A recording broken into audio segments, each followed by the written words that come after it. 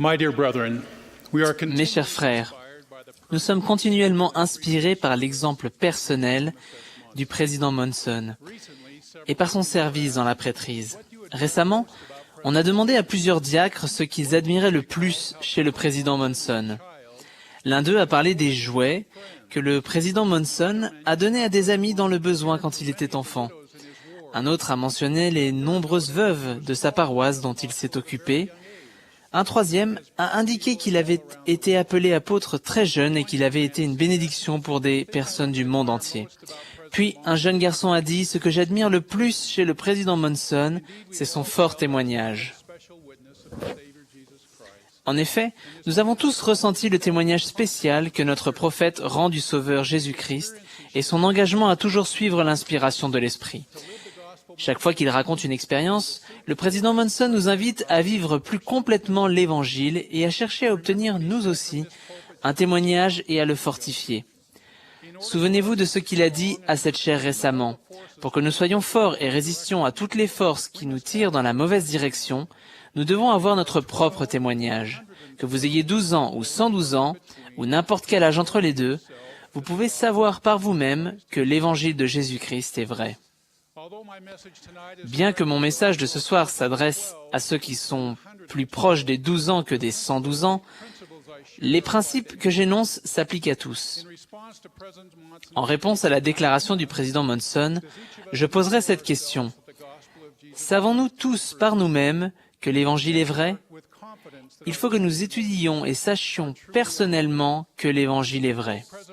Pouvons-nous dire avec confiance que notre témoignage est vraiment personnel? Je cite encore le président Monson. « Je maintiens qu'un fort témoignage de notre Sauveur et de son Évangile contribuera à vous protéger du péché et du mal qui vous entoure. Si vous n'avez pas encore de témoignage de ces choses, faites ce qui est nécessaire pour en obtenir un. Il est essentiel que vous ayez votre témoignage, car les témoignages des autres ne vous porteront que jusqu'à un certain point. » La découverte par soi-même de la véracité de l'Évangile de Jésus-Christ peut être une des expériences les plus remarquables et les plus joyeuses de la vie. Peut-être devons-nous commencer par nous reposer sur le témoignage des autres en disant, comme les 2000 jeunes guerriers, que nous ne doutons pas que nos mères le savaient. C'est un bon point de départ. Mais nous ne devons pas nous arrêter là. Pour vivre l'Évangile sans faiblir, le plus important est de recevoir son propre témoignage et de le fortifier.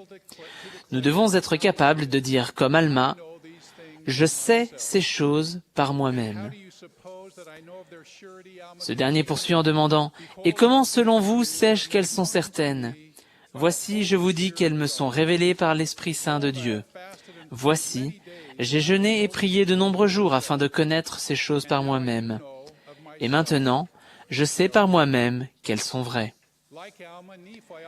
Tout comme Alma, Néphi a appris ces choses par lui-même. Après avoir écouté son père parler de ses nombreuses expériences spirituelles, Néphi voulait connaître ce que son père connaissait. C'était plus que de la simple curiosité. Il avait faim et soif de connaissance. Bien qu'extrêmement jeune, il avait le grand désir de connaître les mystères de Dieu. Il désirait ardemment voir et entendre et connaître également ces choses par le pouvoir du Saint-Esprit. Tandis qu'il était assis à méditer dans son cœur, Néphi fut ravi dans l'esprit sur une montagne extrêmement haute, où on lui demanda « Que désires-tu » Sa réponse fut simple « Je désire voir les choses que mon père a vues. » En raison de sa croyance profonde et de ses efforts diligents, Néphi a eu la bénédiction de vivre une expérience merveilleuse. Il a reçu un témoignage de la naissance, de la vie et de la crucifixion du Sauveur Jésus-Christ qui devait venir. Il a vu la parution du livre de Mormon et le rétablissement de l'Évangile dans les derniers jours. Tout cela du fait de son désir sincère de savoir par lui-même. Comme Néphi, Joseph Smith, le prophète, était extrêmement jeune lorsque son esprit fut poussé à réfléchir sérieusement aux vérités spirituelles. Pour Joseph, ce fut une époque de grand malaise, où il était entouré de messages contradictoires et obscurs à propos de la religion. Il voulait savoir quelle Église était vraie. Inspiré par ces paroles de la Bible, Si quelqu'un d'entre vous manque de sagesse, qu'il la demande à Dieu, il a agi par lui-même pour trouver la réponse. Un beau matin de printemps de l'année 1820, il est entré dans un bosquet et s'y est agenouillé pour prier. En raison de sa foi et de l'œuvre spéciale que Dieu avait en vue pour lui, Joseph a reçu une vision glorieuse du Père, Dieu le Père, et de son Fils Jésus-Christ, et a appris personnellement ce qu'il devait faire. Voyez-vous en l'expérience de Joseph un exemple que vous pourriez suivre pour recevoir ou fortifier votre propre témoignage? Joseph a permis aux Écritures de toucher profondément son cœur. Il a médité profondément leur sujet et les a appliqués à sa propre situation. Puis, il a mis en pratique ce qu'il avait appris. La conséquence glorieuse a été la première vision ainsi que tout ce qui s'en est suivi. Cette Église a été véritablement fondée sur le principe que chacun, y compris un petit paysan de 14 ans, peut demander à Dieu et recevoir une réponse à ses prières. Nous entendons souvent les membres de l'Église dire que leur témoignage de l'Évangile est leur bien le plus précieux. C'est un don sacré de Dieu qui nous parvient par le pouvoir du Saint-Esprit. C'est l'assurance inébranlable et paisible que nous recevons en étudiant, en priant et en vivant l'Évangile. C'est le sentiment que nous recevons du Saint-Esprit qui rend témoignage à notre âme que ce que nous apprenons et faisons est juste. Certaines personnes affirment que soit on a un témoignage, soit on n'en a pas.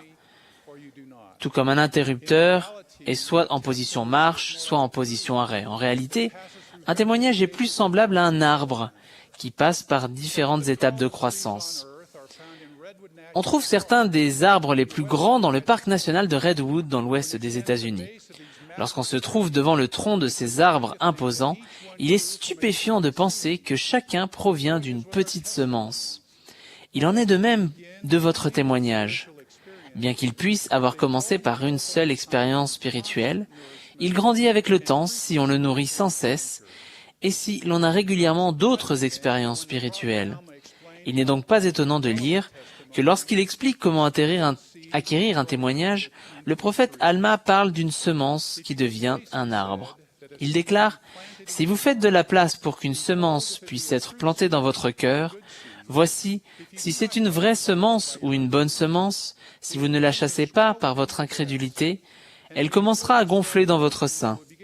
Et lorsque vous sentirez ces mouvements de gonflement, vous commencerez à dire en vous-même « Il faut nécessairement que ce soit une bonne semence » ou que la parole soit bonne, car elle commence à m'épanouir l'âme. Oui, elle commence à m'éclairer l'intelligence et elle commence à m'être délicieuse. Un témoignage commence souvent de cette manière, par des sentiments sacrés qui nous éclairent et nous donnent une assurance et qui nous prouvent que la parole de Dieu est vraie. Cependant, bien qu'ils soient merveilleux, ces sentiments ne sont qu'un début. Vous n'avez pas achevé votre travail qui consiste à faire grandir votre témoignage, tout comme on ne s'arrête pas à la première pousse qui sort du sol quand on s'efforce de faire pousser un séquoia. Si nous ne tenons pas compte de ces premières inspirations spirituelles et les négligeons, si nous ne les nourrissons pas en continuant à étudier les Écritures, en priant et en recherchant d'autres expériences spirituelles, nos sentiments s'estomperont et notre témoignage diminuera. Comme le dit Alma, si vous négligez l'arbre et n'accordez aucune pensée à sa nourriture, voici, il ne prendra pas racine. Et lorsque la chaleur du soleil viendra et le brûlera, parce qu'il n'a pas de racine, il se desséchera et vous l'arracherez et le rejetterez. Dans la plupart des cas, notre témoignage grandira comme un arbre, progressivement, presque imperceptiblement, sous l'effet de nos efforts diligents et de nos soins constants. Alma promet « Mais si vous nourrissez la parole, oui, nourrissez l'arbre lorsqu'il commence à pousser, par votre foi, et avec grande diligence et avec patience, attendant d'en avoir le fruit, il prendra racine, et voici, ce sera un arbre jaillissant jusque dans la vie éternelle. » Mon propre témoignage a pris naissance lorsque j'ai étudié les enseignements que l'on trouve dans le livre de Mormon et médité à leur sujet. Lorsque je me suis agenouillé pour demander humblement à Dieu en prière, le Saint-Esprit a témoigné à mon âme que ce que je lisais était vrai.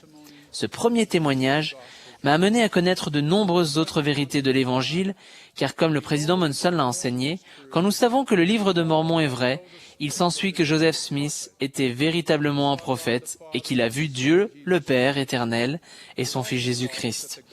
Il s'ensuit que l'Évangile a été rétabli dans ces derniers jours par l'intermédiaire de Joseph Smith, y compris le rétablissement de la prêtrise d'Aaron et de la prêtrise de Melchisédek. Depuis ce jour-là, j'ai eu de nombreuses expériences sacrées avec le Saint-Esprit qui m'ont confirmé que Jésus-Christ est le Sauveur du monde et que son Évangile rétabli est vrai. Comme Alma, je peux dire avec certitude que je sais ces choses par moi-même. Mes jeunes amis, c'est maintenant, aujourd'hui, qu'il faut apprendre par soi-même que l'Évangile est vrai ou avoir confirmation de cette connaissance. Nous avons tous une tâche importante à accomplir. Pour l'accomplir et pour être protégés des influences du monde qui rôdent constamment au-dessus de notre tête, nous devons avoir la foi d'Alma, de Néphi et du jeune Joseph Smith afin d'acquérir et de faire grandir notre propre témoignage. Comme le jeune diacre que j'ai mentionné plus tôt, j'admire le président Monson pour son témoignage. Il est semblable à un séquoia géant et pourtant, il a fallu que ce témoignage grandisse avec le temps. Nous pouvons savoir par nous-mêmes, tout comme le président Monson, que Jésus-Christ est notre Sauveur et le Rédempteur du monde, que Joseph Smith est le prophète du rétablissement, y compris du rétablissement de la prêtrise de Dieu. Nous détenons cette prêtrise. Je prie humblement pour que nous apprenions ces choses et les connaissions par nous-mêmes, au nom de Jésus-Christ. Amen.